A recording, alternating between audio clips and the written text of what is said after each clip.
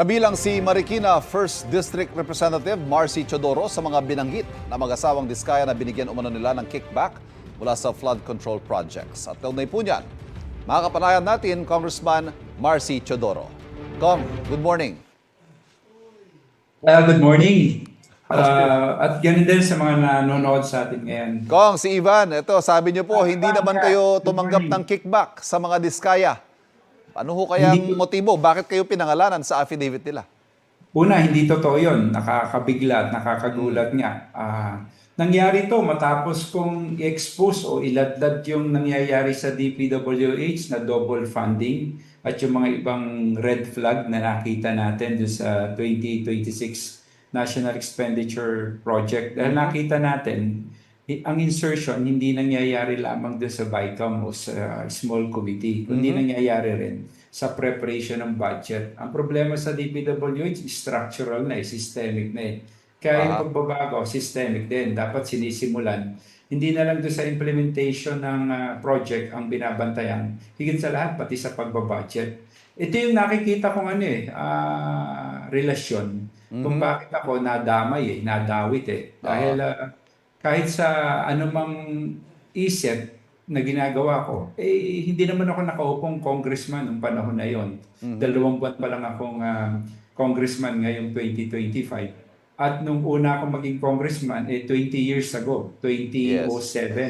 Kaya hindi ko inisip na mababanggit o may sasamang ang pangalan ko. Kaya sinasabi ng aking mga kakilala dito sa Marikina, baka demolition job ito para paglalaglag o sinasabi ko, ine-expose ko tungkol sa budget ay mawala ng kredibilidad. Isa yon.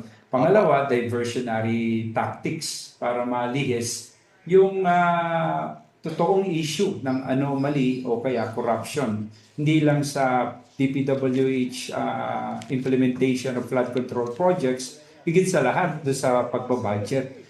Marami kami marahil na sagasaan nabangga.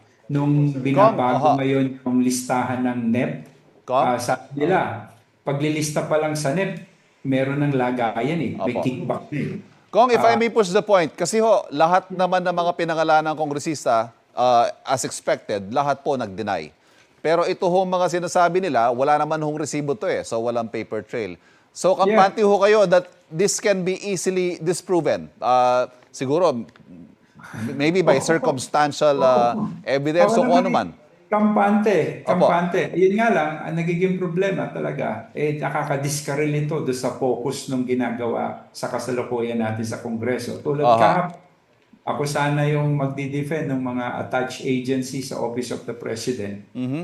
Naghahanda na kami para sa depensa nga sa plenaryo. Biglang lumabas tong issue to. Miski nga si Congressman Roman Romulo, nakita ko, nabigla rin Hindi lang basta nabigla, nainis siya Nainis. Ako naman, noong una, tumatawa-tawa dahil siniisip ko, bakit masasama pangalan ko? Baka hindi totoo. Pero nung makita ko yung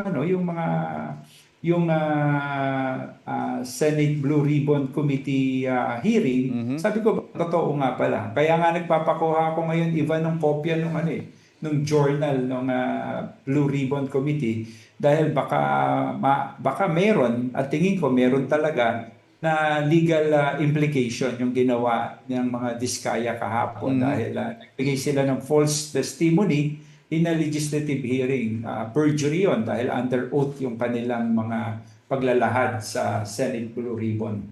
Yes. Sabi niyo Kong, yung DPWH projects na na-award sa mga Diskaya before 2022 pa. Sa distrito nyo lang ba ito o sa buong Marikina? Sa buong Marikina, hindi naman sa distrito ko lang ito. Tatandaan ko dati nung mayor ako, minsan pinuntahan ako ng mga Diskaya sa aking opisina. Opisina, hindi sa isang pribadong lugar. Yes. Open yung opisina ko, maraming tao, maraming nakakita.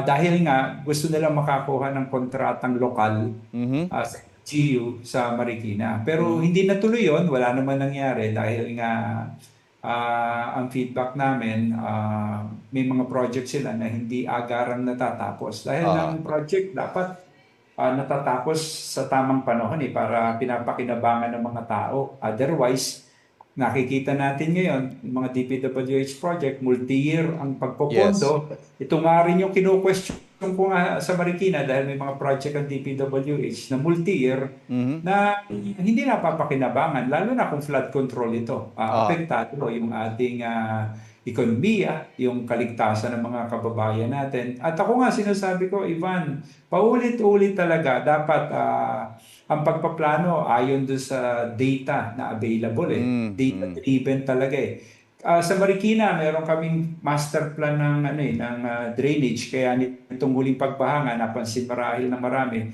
nababawasan na yung pagbaha. Nag-improve, At yung Project NOAA, yung Kong, sites, dapat yun yung meron lang, may tatanong lang ako isang specific project itong nakita namin sa sumbong sa Pangulo. May flood control project ang St. Gerard Construction worth 56.7 million pesos along Balanti Creek. Parehong Diskaya Company. So ito, completed daw noong 2024. Ito ho, nasa distrito ninyo?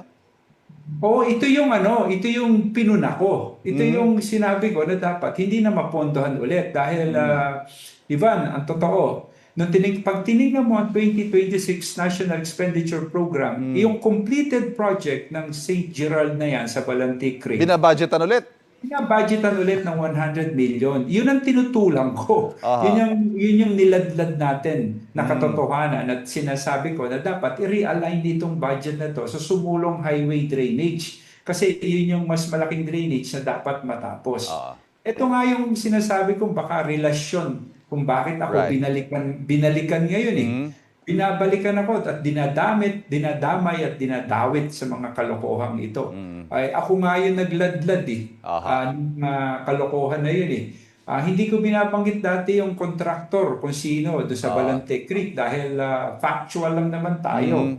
Ayoko nung parang nag-aakusa tayo. Yes. Sinasabi ko lang na hindi dapat ponduhan ulit yung Balante Creek ng 100 million dahil tapos na yung proyekto, matagal na. Ang tanong, sino ho nagsingit? Ayun nga ang tingin ko, nung aking tinanong sa DBM, sabi ng DBM ay hindi naman sila ang naghahanda ng listahan, kundi agency-initiated, Ivan. Okay. Ibig sabihin, sino yung agency na yon? DPWH. Kaya nga nakikita ko nga, ang problema ko ngayon, nagmula, dulot, nung niladlad ko, sinabi ko yung double funding sa Balante Creek. May mga interview pa ako noon.